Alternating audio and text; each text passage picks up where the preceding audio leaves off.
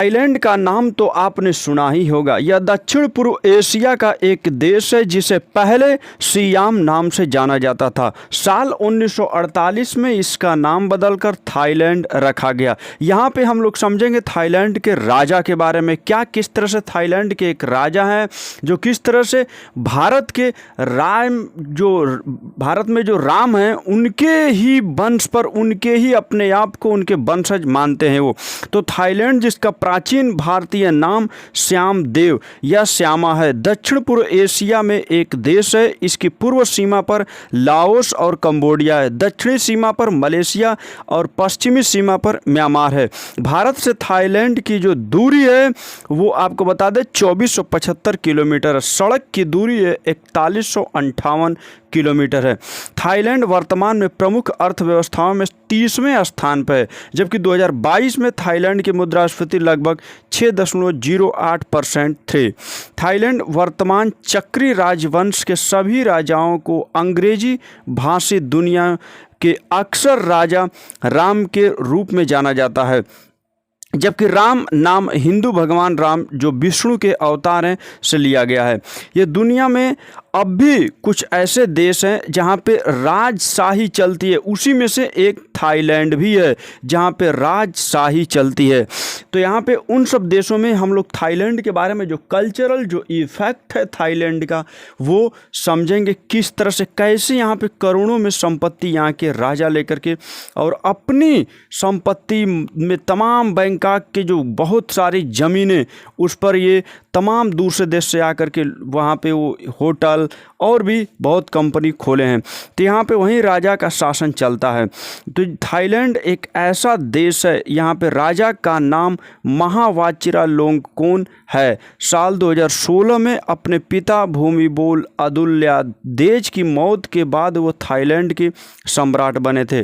Bhumibol Adulyadej ने करीब 70 साल तक थाईलैंड पर शासन किया था और वो दुनिया में सबसे लंबे समय तक राजगद्दी पर बैठने वाले राजा थे। एक रिपोर्ट के मुताबिक उनकी अंतिम संस्कार पर ध्यान दीजिएगा करीब 600 करोड़ रुपए खर्च हुए थे।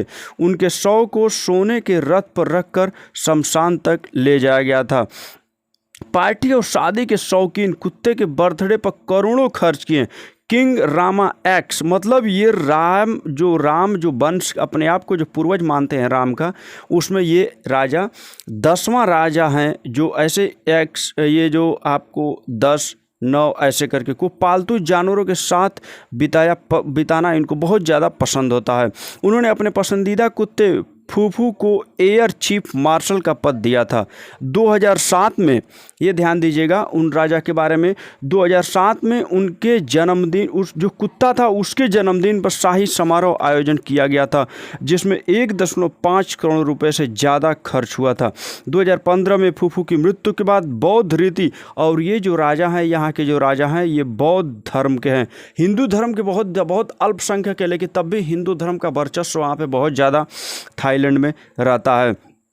रिवाजों से उनका अंतिम संस्कार अच्छे तरीके से बौद्ध धर्म के रिवाजों से किया गया है। साथ ही अंतिम संस्कार की तस्वीरें या वीडियो सार्वजनिक करने पर गंभीर सजा का भी प्रावधान किया गया। यहाँ पे जर्मन वेबसाइट बिल्ड की रिपोर्ट के अनुसार बीते साल जब किंग रामा 10 यूरोपीय दौरे पर निकले थे तो उनके साथ प्राइवेट जेट में 250 स्टाफ थे। साथ ही किंग के साथ पुडल नस्ल के 30 कुत्ते भी थे उनके साथ। और संविधान के तहत राजा को बहुत कम शक्ति दी गई है, लेकिन वह थाई राष्ट्र का प्रतीक बना है। हालांकि राज्य के प्रमुख के रूप में उन्हें बहुत शक्तियां दी जाती है और सरकार के कामकाज में उनकी भूमिका होती है। संविधान के अनुसार राजा सशस्त्र बलों का प्रमुख होते हैं। ये जो राजा हैं वो संविधान के अनुसार, वहाँ के संविधान के अनुसार ये सशस्त्र बलों के प्रमुख होते हैं। वर्तमान राजा वाजिरालोंगकोर्न जर्मनी के ग्रैंड होटल सोनेबिचल में संगरोध में रहते हैं। इस जो वर्तमान में है वहाँ पे रहते हैं। और वहीं पे ये इन लोग जर्मनी का ही एक होटल था, वहाँ पे जो अपने नाम को क्वारंटीन किए थे। कोविड-19 में। थाईलैंड के राजा की उपाधि में राज्य के प्रमुख रॉयल थाई सशस्त्र बलों के प्रमुख, बौद्ध धर्म के अनुयायी और धर्म के संरक्षक शामिल हैं।